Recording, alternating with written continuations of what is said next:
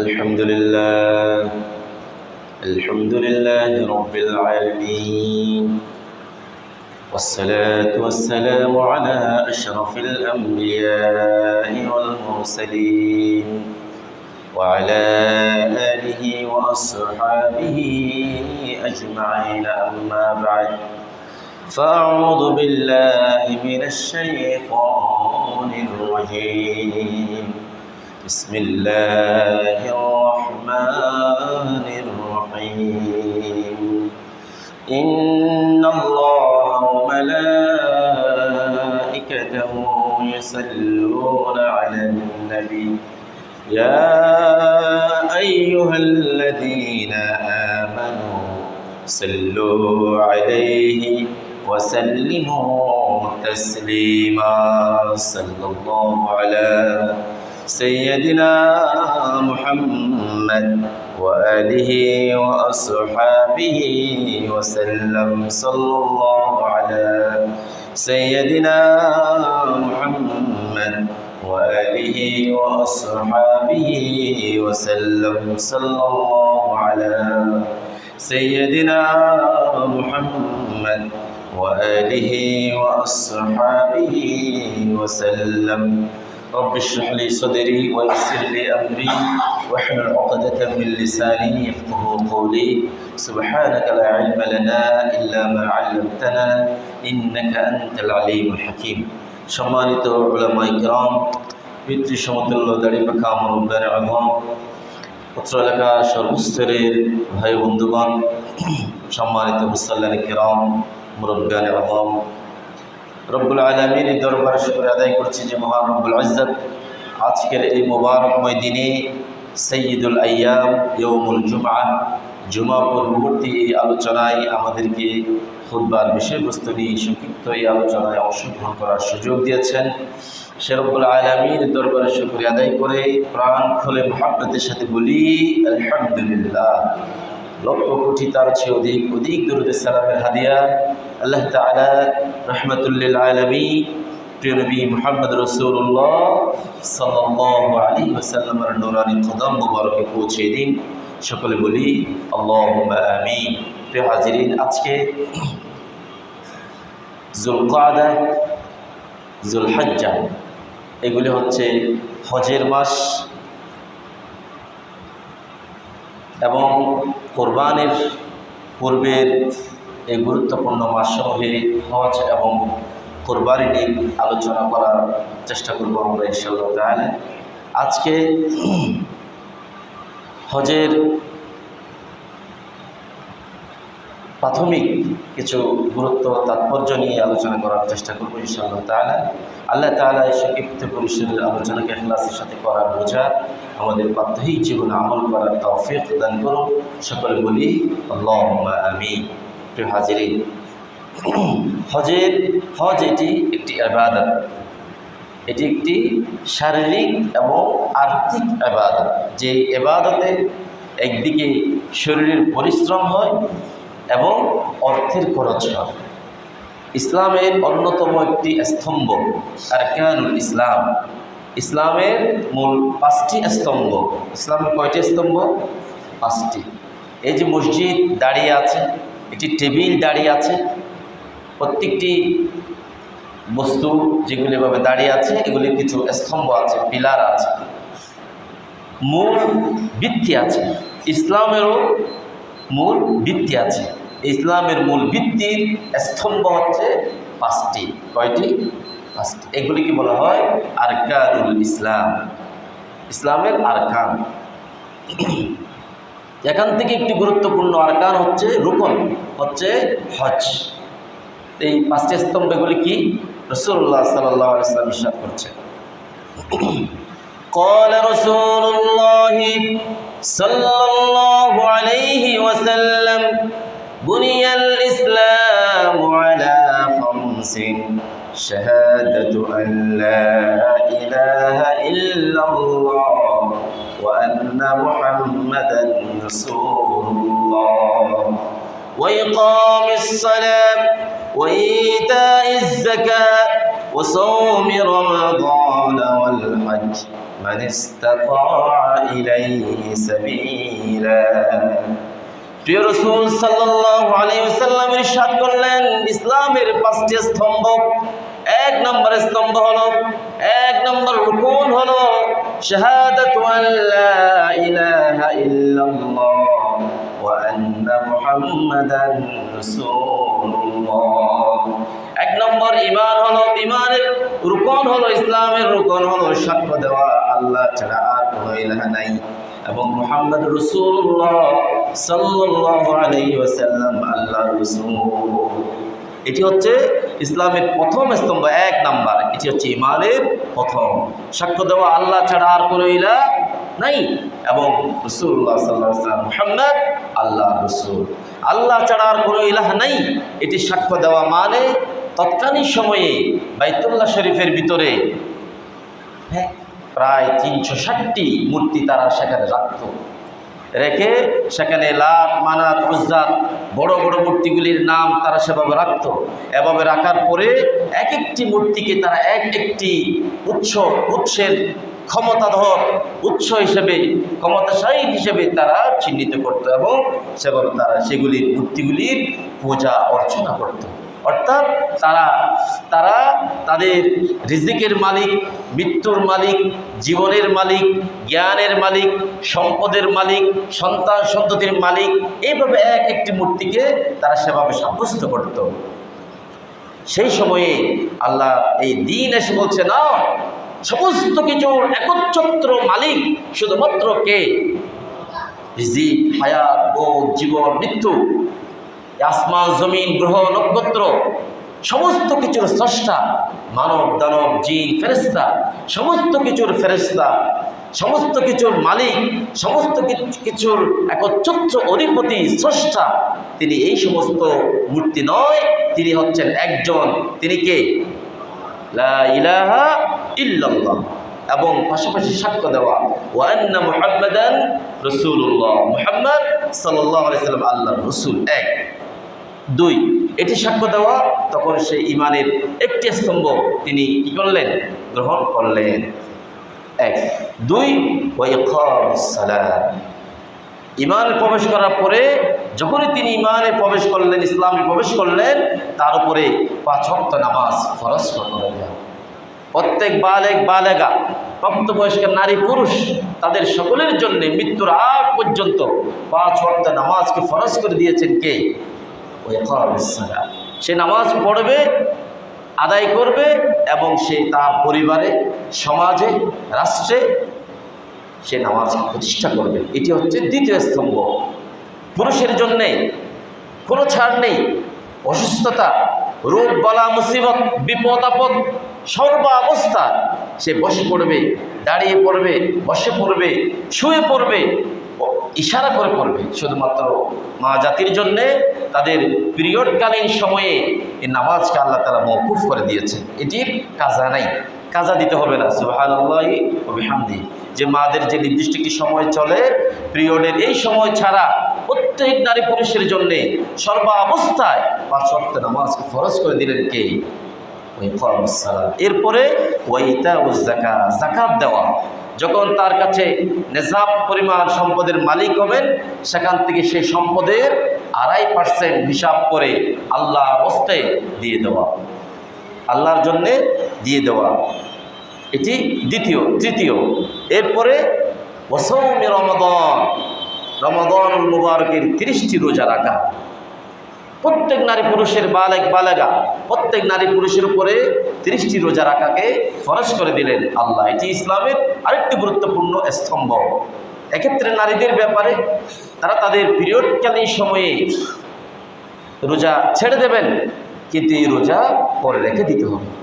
তাহলে একটু পার্থক্য হচ্ছে, এই নামাজ তাদেরকে পুনরায় আদায় করে দিতে হবে, এটি আল্লাহ তাআলা একেবারেই ছাড় দিয়েছেন, কিন্তু রোজা ছাড় দেননি। এই রোজা যেহেতু বছরে একবার আসে, তাহলে এই তার যদি 3, 4, 5টি এভাবে যদি রোজা চলে যায়, তাহলে এই রোজাগুলি তিনি আদায় করে দেবেন। অসুস্থ হলে যদি ডাক্তার, মুসলিম ডাক্তার প্রেসক্রাইব করেন, পরামর্শ দেন, আপনি কিছু রোজা ছেড়ে দেন, তাহলে অসুস্থ হলে, সফরে থাকলে রোজা ছেড়ে দেওয়া যাবে, তবে পুনরায় আদায় করে দিতে হবে, ছাড় নাই। এরপর ওয়াল হজ মান ইসতাতা ইলাইহি সাবিলা, যার পক্ষে সম্ভব সামর্থ্য রয়েছে। সামর্থ্য বলতে কি, সংক্ষিপ্তভাবে যদি বলা হয়, রাস্তা, হজে যাওয়ার রাস্তা নিরাপদ হওয়া। এখন তো বিমানে চলে যায় মানুষ না, তৎকালীন সময়ে উঠে চড়ে অথবা হাঁটা পথে কিংবা ঘোড়ায় চড়ে এক জায়গা থেকে, এক দেশ থেকে আরেক দেশে যাওয়া, মাঝপথে সেখানে বিভিন্ন বন জঙ্গল, পশু পাখি, হিংস্র প্রাণী থাকতে পারে, অথবা জলদস্যু, ভূমিদস্যু থাকতে পারে, অথবা পথে চোর ডাকাতের কবল থাকতে পারে, ছিনতাইকারীর সমস্যা থাকতে পারে।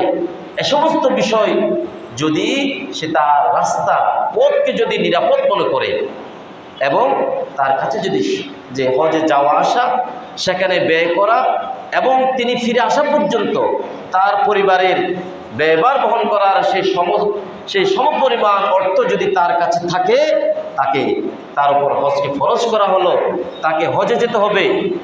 তিনি যদি হজ না করে মারা যান, তাহলে তিনি গুনাহগার হবেন। তাহলে এই যে ঈমান, নামাজ, যাকাত, রোজা, হজ, এই 5টি রুকনকে কেন্দ্র করে, রুকনকে নিয়ে ইসলাম দাঁড়িয়ে আছে।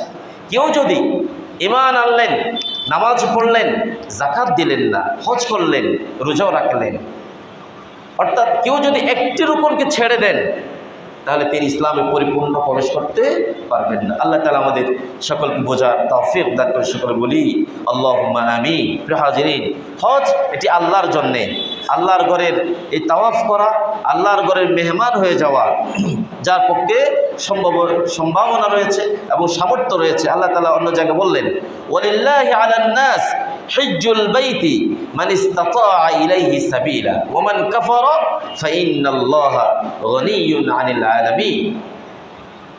যার পক্ষে হজে যাওয়া, আল্লাহর ঘরের এই মেহমান হওয়া, যার পক্ষে সামর্থ্য রয়েছে, সে যেন হজে যায়। তার জন্য হজ ফরজ করা হলো। পরবর্তীতে আল্লাহ তাআলা আয়াতের পরে এসে বললেন, ওয়া মান কাফারা ফাইন্নাল্লাহা গনিয়্যুন আনিল আলামিন। এই ব্যক্তি হজে যাবেন, সেটি তার জন্যে। তিনি যদি তার এই হজ করার থেকে বিরত থাকেন অথবা অস্বীকার করেন, তাহলে তার জেনে রাখা উচিত, ফাইন্নাল্লাহা গনিয়্যুন আনিল আলামিন। আল্লাহ তাআলা এই বিশ্ব ব্রহ্মাণ্ডের কাছ থেকে মুখাপেক্ষী, তিনি কারো কাছে মুখাপেক্ষী নন। পৃথিবীর সমস্ত মানুষ যদি আল্লাহকে সিজদা না করে, আল্লাহর উলুহিয়ত, আল্লাহর রুবুবিয়তের বিন্দু পরিমাণ ক্ষতি হবে? বলে, পৃথিবীর সমস্ত মানুষ যদি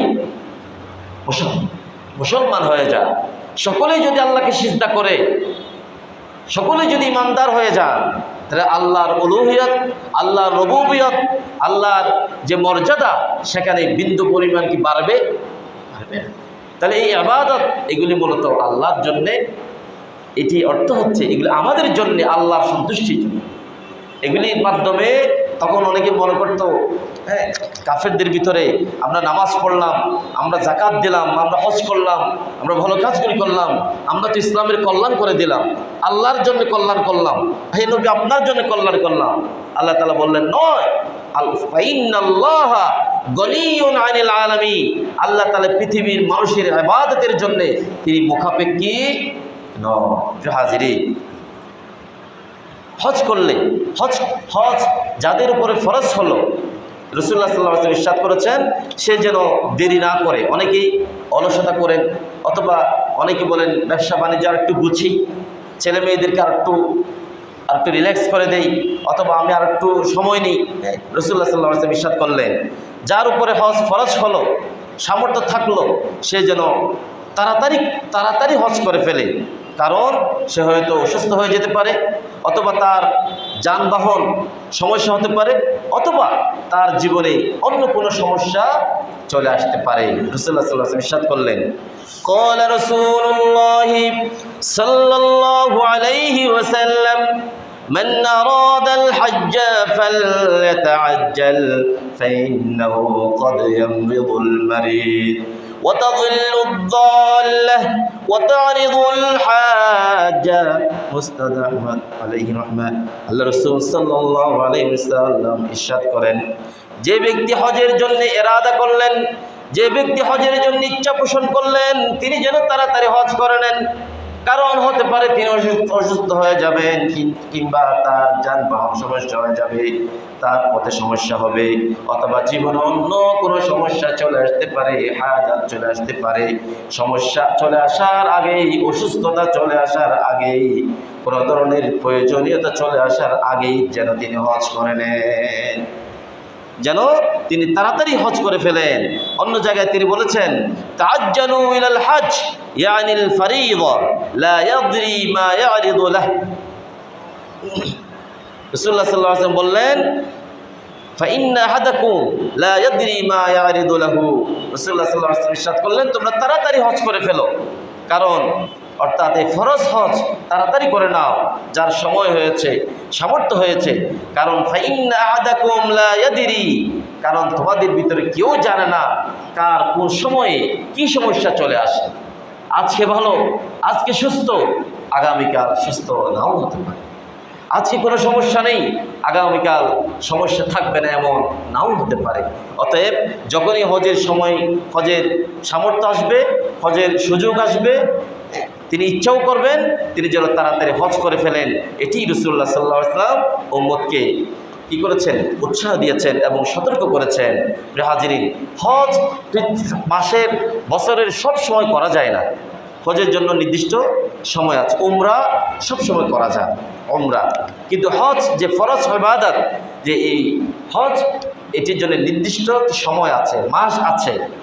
এজন্য আল্লাহ তাআলা বললেন, আল হাজ্জু আশহুরুম মা'লুমাত ফামান ফারাদা ফীহিন্নাল হজ্জ ফালা রাফাথা ওয়ালা ফুসুকা ওয়ালা জিদালা ফিল হজ্জ ওয়ামা তাফআলু মিন খায়র ইয়ালামুহুল্লাহ ওয়া তাযাওয়াদু ফাইন্না খায়রাজ যাদিত তাকওয়া ওয়াত্তাকুন ইয়া উলিল আলবাব। আল্লাহ তাআলা বললেন, হজ এটি নির্দিষ্ট কয়েকটি মাসের সময়ের ভিতরে।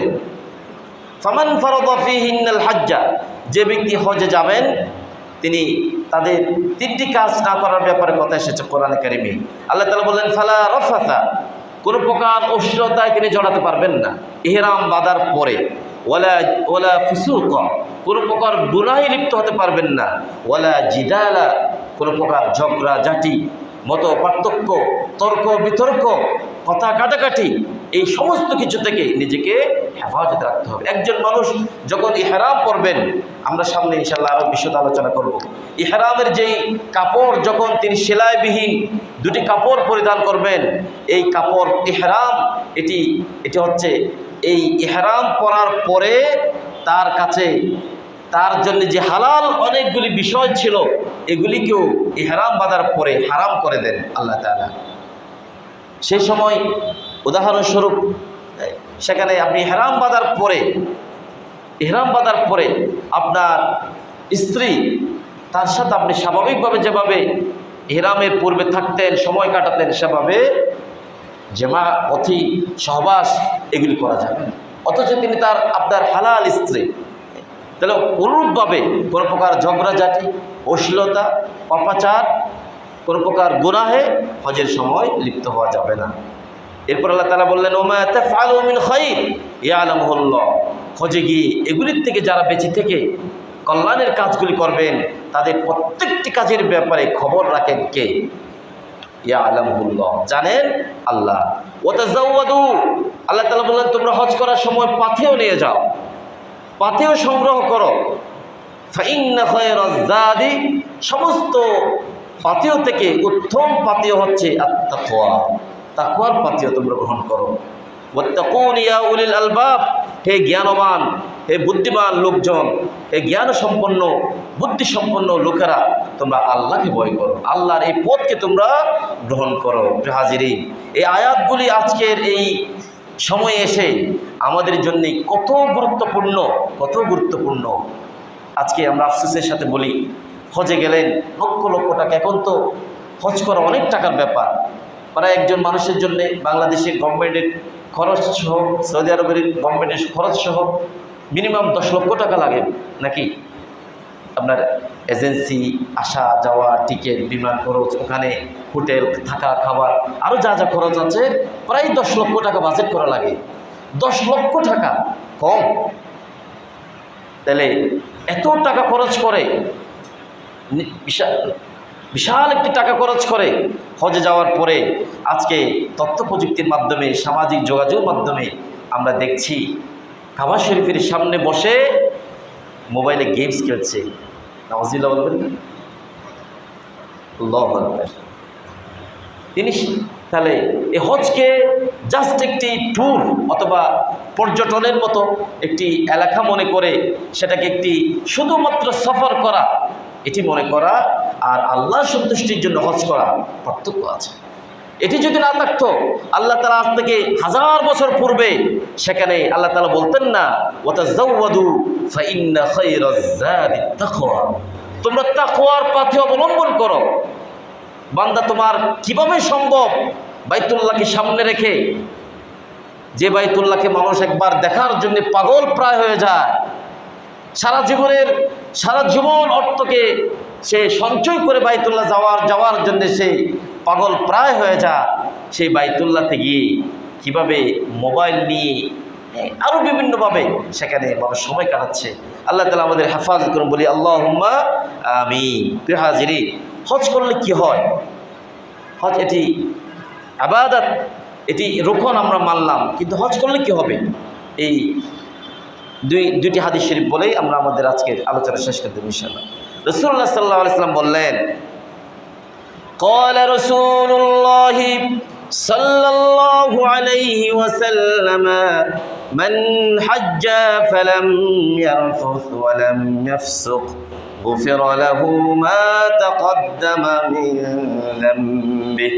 প্রিয় রাসূল সাল্লাল্লাহু আলাইহি ওয়াসাল্লাম ইরশাদ করলেন, যে ব্যক্তি সামর্থ্য হওয়ার পরে হজ করলেন আর ওই হজে গিয়ে সমস্ত প্রকার গুনাহ, সমস্ত প্রকার অশ্লীলতা, পাপাচার থেকে নিজেকে হেফাজত করলেন, আল্লাহ রাসূল সাল্লাল্লাহু আলাইহি ওয়াসাল্লাম ইরশাদ করলেন, আল্লাহর সন্তুষ্টির জন্য যথাযথ নিয়মগুলি মেনে যিনি হজ করলেন, গুফিরা লাহু মা তাকদ্দামা মিন যামবি, হজের কারণে আল্লাহ রাব্বুল আলামিন তার পূর্বের সমস্ত গুনাহ মাফ করে দেবে। সুবহানাল্লাহি ওয়া বিহামদিহি, জীবনের সমস্ত গুনাহ মাফ করে দেবেন।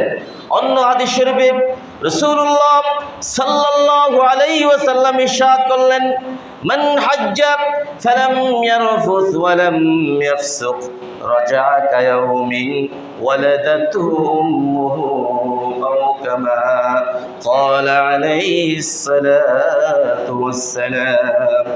রাসূলুল্লাহ সাল্লাল্লাহু আলাইহি ওয়াসাল্লাম ইরশাদ করলেন, যে ব্যক্তি হজ করলো, হজের যথাযথ নিয়মগুলি আদায় করলো, সমস্ত হাকামগুলি পালন করলো, কোনো প্রকার গুনাহে লিপ্ত হলো না, কোনো প্রকার পাপাচারে লিপ্ত হলো না, কোনো প্রকার অশ্লীলতায় লিপ্ত হলো না, সে ব্যক্তি হজ করে আসলো, আল্লাহ রাসূল সাল্লাল্লাহু আলাইহি ওয়াসাল্লাম বললেন, সে যেন আজকে হজ থেকে এসেছে নয়, সে যেন আজকে তার মায়ের পেট থেকে জন্মগ্রহণ করেছে।